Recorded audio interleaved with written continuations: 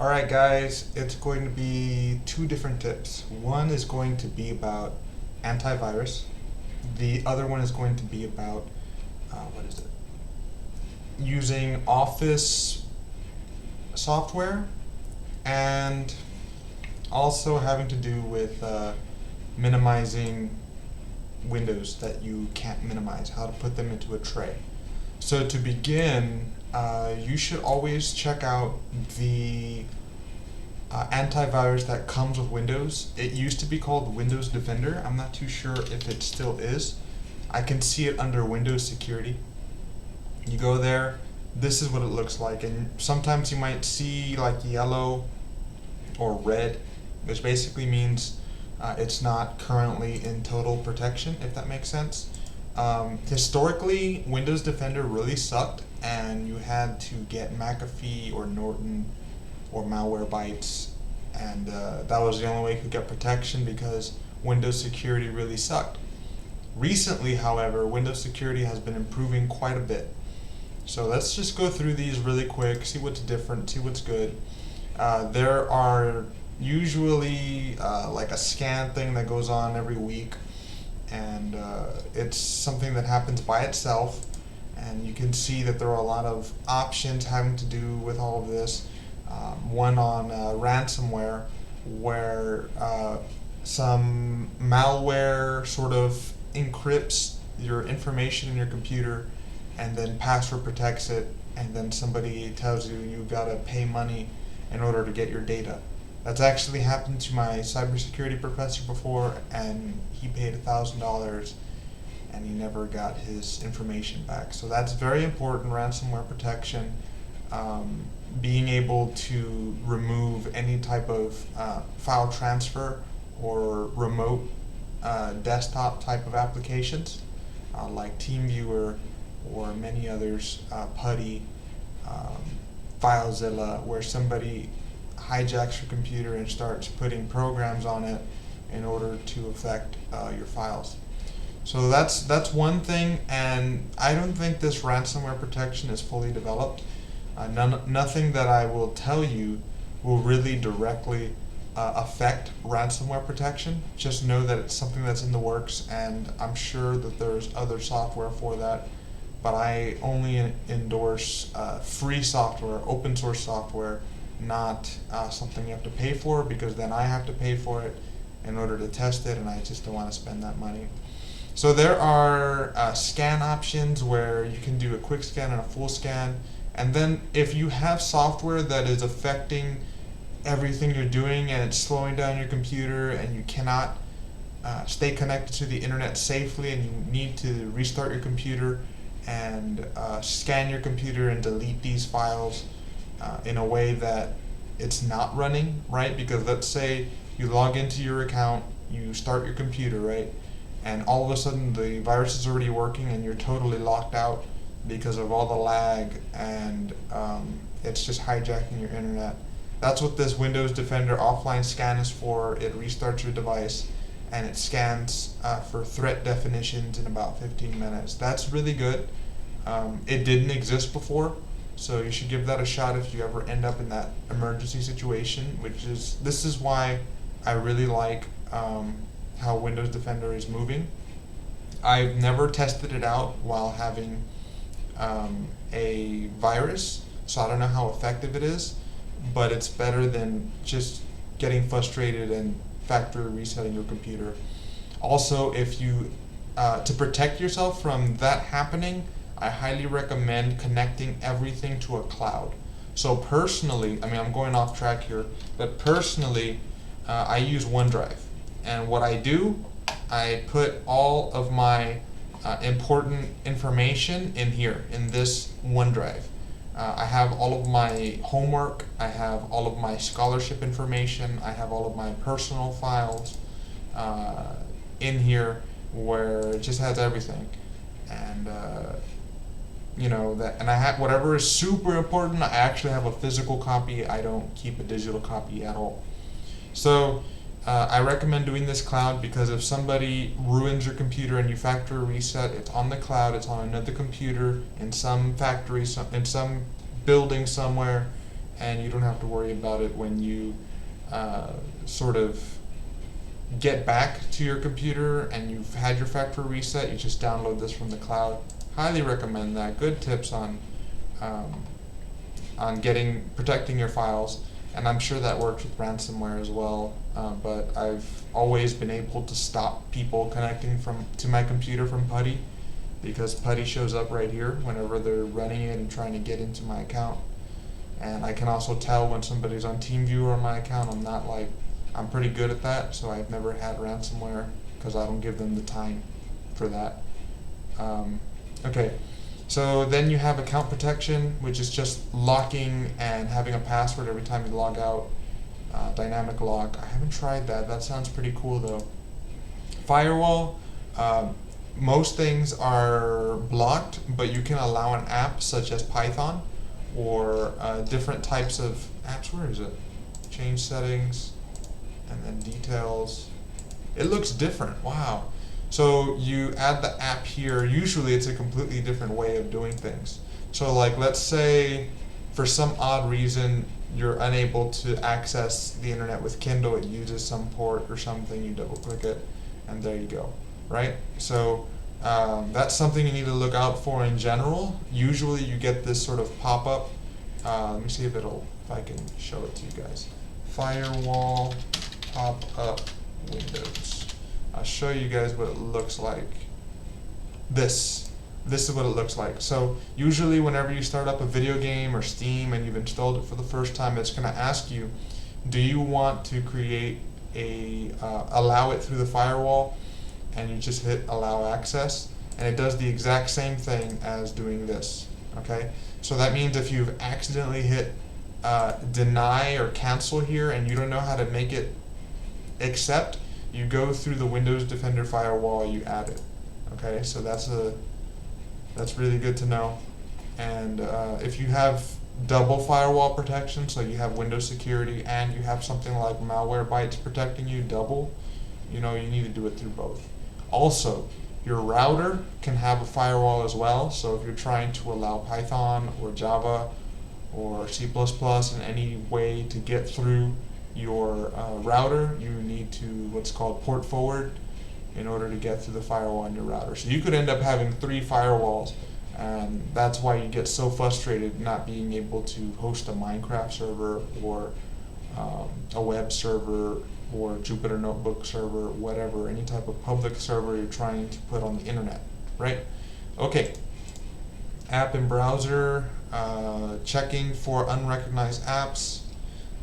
This stuff, whenever you download something, something that I've downloaded in the past, which I don't do anymore, promise, is download key generators for certain video games so that you can play them. The only problem with that is these generators sometimes have viruses, so Windows Defender automatically creates a warning whenever you download potentially malicious files, and it's called Smart Screen. So that's what that is.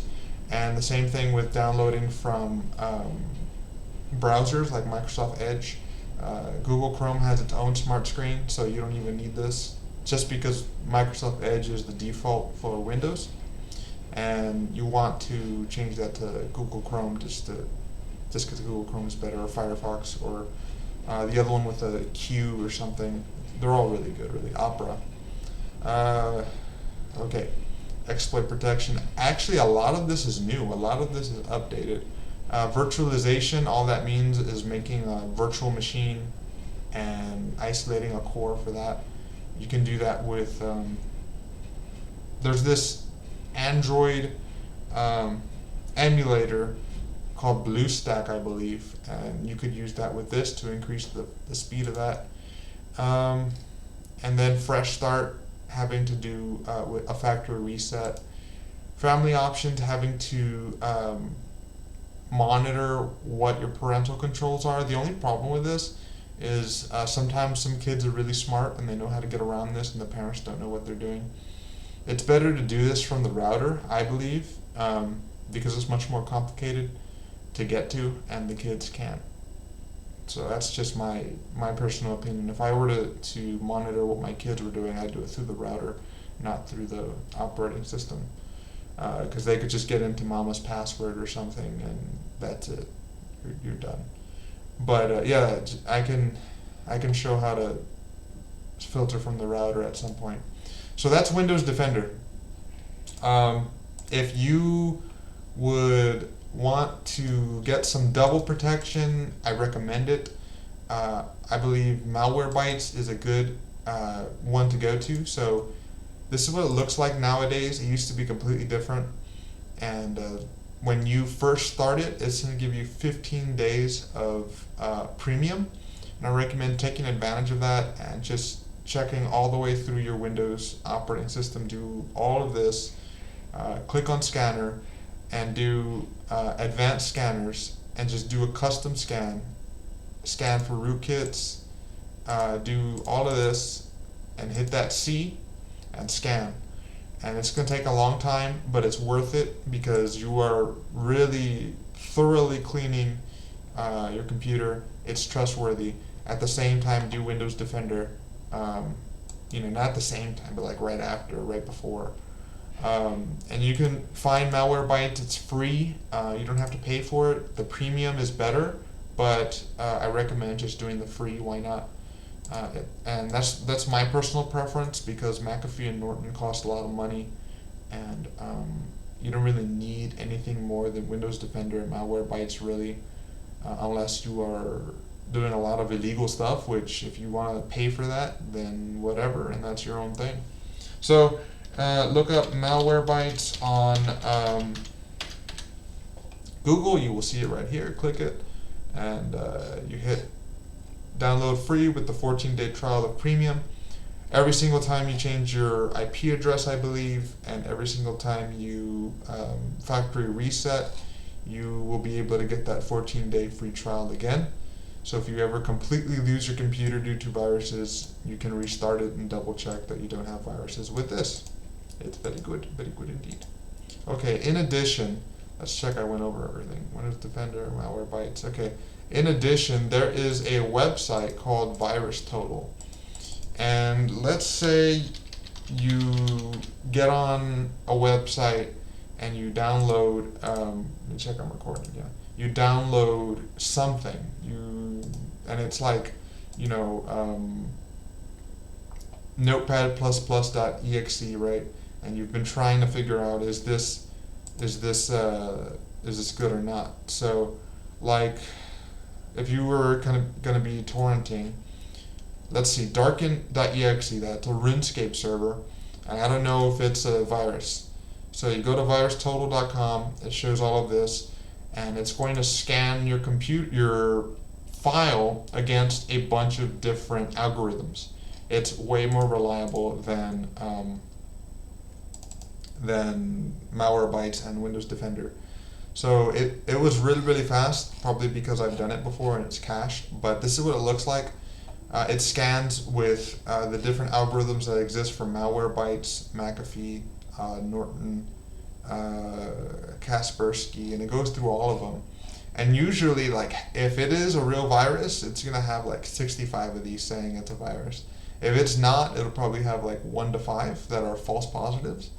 And you can go to the community and see the comments, and usually if it's a really popular software, you'll see a bunch of people saying, oh, this is safe, or oh, it has this one virus, here's how to remove it, and you still get the software for free. So you'll be able to see this right here to just sort of understand how it's being put together. And this is run in Java, so it has a bunch of these modules from Java.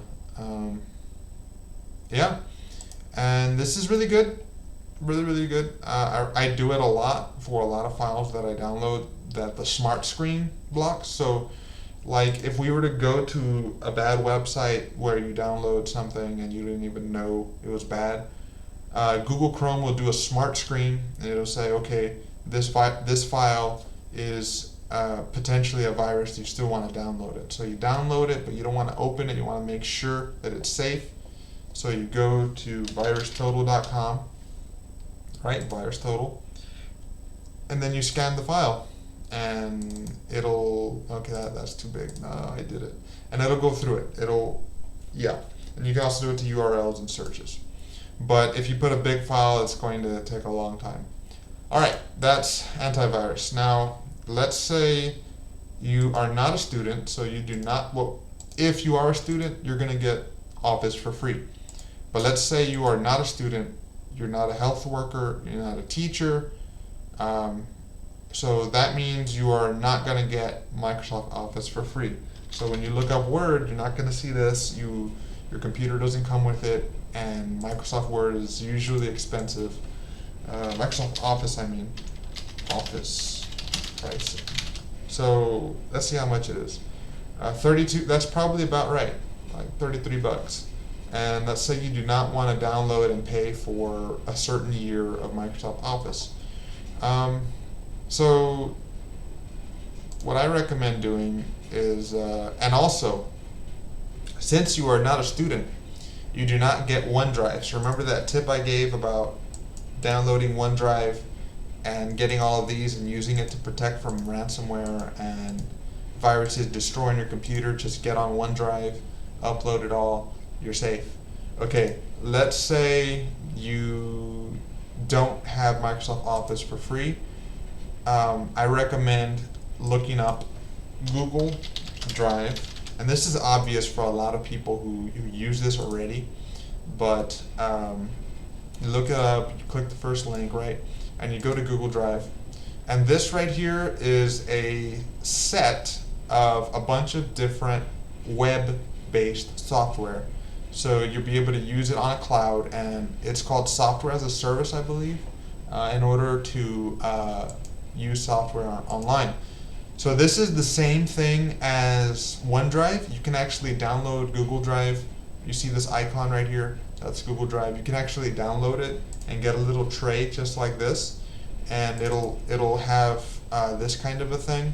But Google Drive is superior to OneDrive, in my opinion, in speed, upload and download speed. By speed, I mean how quickly things open up and close and scan, all of that. The only problem is it costs money. If you were to, let's see if we could do it, buy OneDrive, here it is, buy storage, and take a look. $1.99 a month, that's pretty good. It used to be a lot more expensive, but it comes with 15 gigabytes. I'm pretty happy about that 100 gigabyte. I might actually do that. So you buy it and you download the app and you get something like this little tray, and it's pretty cool. As a student at my school, I get 1 terabyte, so that's why I use that, because it's a terabyte. But $1.99, that's pretty good. All right, so in order to switch to other Office things, because that's just cloud storage, Google Docs is a way to go. You are able to work as if it's Microsoft Word, except you could do it from any computer with the right browser, and you can do your thing and call it a thing.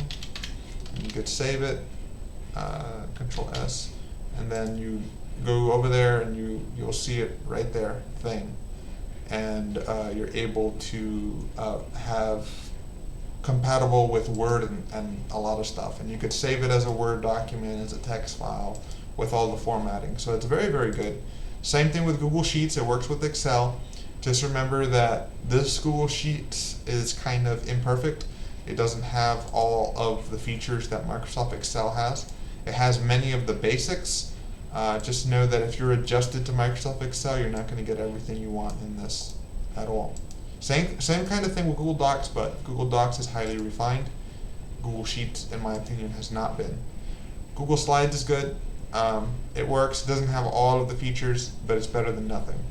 At the same time, you can make Google Sites, which is basically a block, like you move blocks around and you're able to make a website, hook up a domain name service to it, so you put a URL like mybusiness.biz.tm and you can point that to the Google Sites. And I think I've made one before. So you put, this will be your actual site, right? So let's do 1, 2, 3, 1, 2, 3. Okay, show me. Okay, and then you publish, and we'll call it, okay, there you go. We'll call it a custom 2, 3. Okay, publish, and you will be able to view your website. There it is, your website. Woohoo! You can make a custom one right here with the custom URL. This is one of the easiest ways to make a website. I don't see why not. Just do it, just for fun. I might get my little sisters to do it. It's easy, just to get them confident about building websites, whatever. At the same time, Google My Maps. I think this one is having to do with making map icons. Yeah. Google also has an ability to create your own business and register on Google Maps, which is cool. All right, so those are the things that I recommend with, how much time do we have left? Oh, no more time. But one last thing, there is a application called RBTray. So if you want to do this, you hit, let's see, maybe this one, no. You hit RBTray, okay, it's already running. It works with most software where you're able to, like, here's a command prompt, and usually you cannot go to the system tray. So you can right click it and it goes to the tray. And it works with most applications. That's where I got a lot of these into here. So yeah, RBTray, I will put the link in the description, and I'm gonna do more tips and tricks as we go in order to learn how to master Windows and protect yourself. Okay, that is everything for today. Yeah, I hope you learned something.